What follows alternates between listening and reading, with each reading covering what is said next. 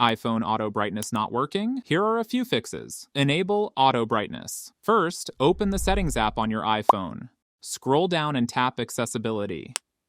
Select Display and Text Size. Scroll all the way to the bottom. Find auto brightness and make sure it's turned on. If it's already enabled, turn it off. Wait a few seconds, then turn it back on. This can refresh the feature and help auto brightness work properly again. Turn off low power mode. Open the Settings app. Tap on Battery. Scroll down and click on Low Power Mode. Make sure it's turned off.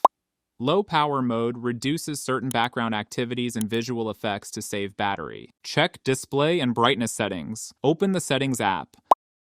Scroll down and tap Display and Brightness. Find True Tone and temporarily turn it off. Next, tap Night Shift. If Night Shift is enabled, temporarily turn it off as well. These features change your display's color and appearance, which can sometimes make brightness changes harder to notice. Restart your iPhone. Quickly press and release the volume up button. Then quickly press and release the volume down button. After that, press and hold the side button. Keep holding until the screen turns black and the Apple logo appears.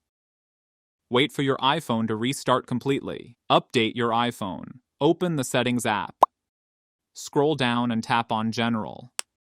Select Software Update.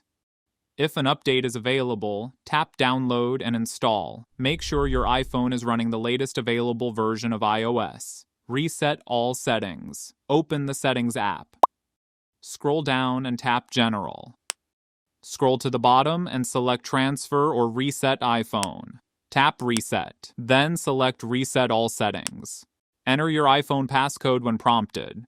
Tap Reset all settings again to confirm. This won't delete your photos, videos, apps, or other personal data. Contact Apple support. If auto brightness still isn't working, there could be a hardware-related issue. Make sure nothing is covering the sensor area, such as the screen protector or case. If the problem continues, contact Apple support or visit an authorized service provider. And that's it.